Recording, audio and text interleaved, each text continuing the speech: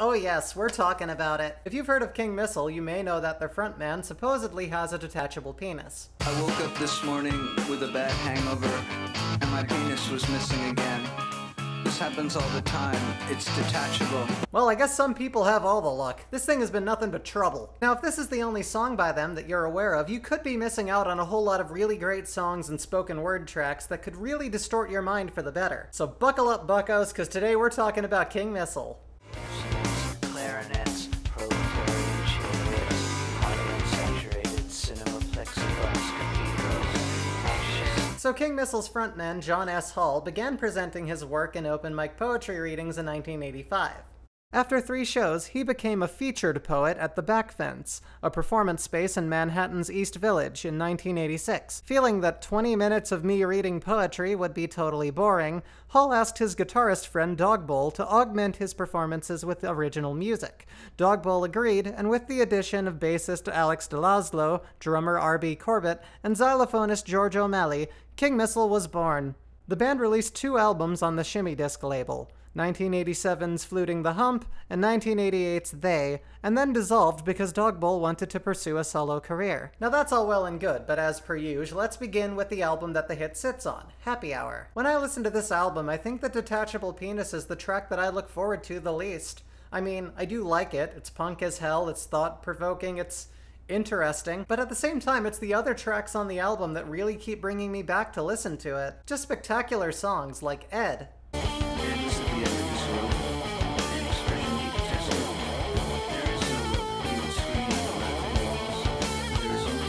Or the track Why Are We Trapped? Dark and cold.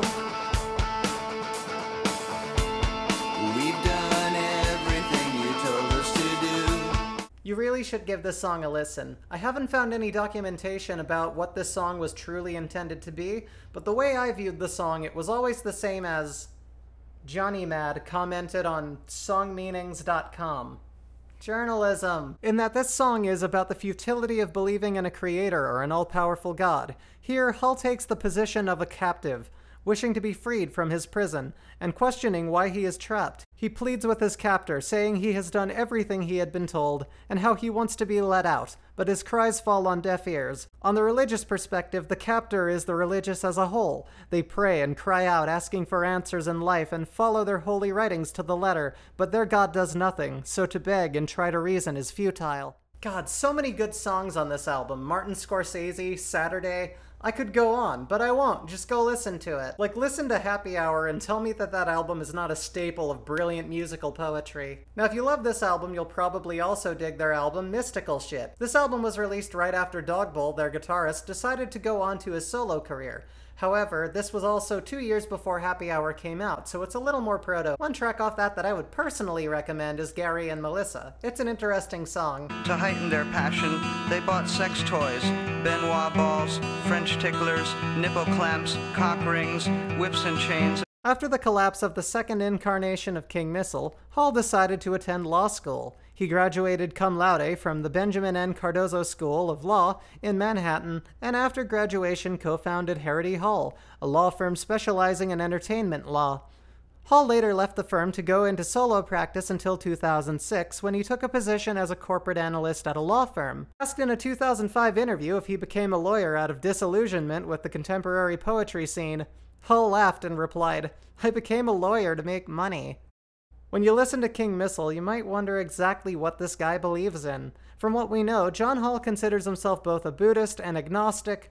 Back in the day on a MySpace page, he once summarized his faith as follows: "I don't believe in God, but I do believe in something. I'm just not sure what."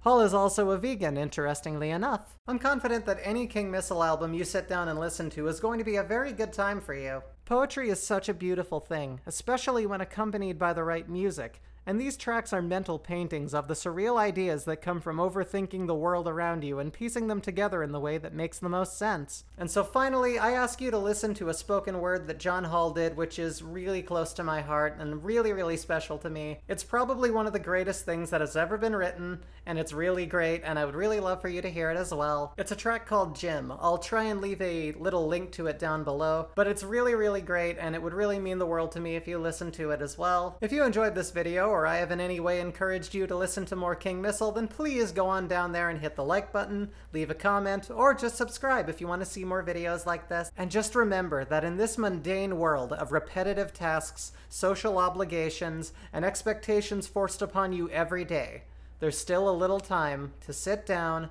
pull out your pen, and write a song about losing your dick. As always, I am Brianna, and that was the least of it. Ciao!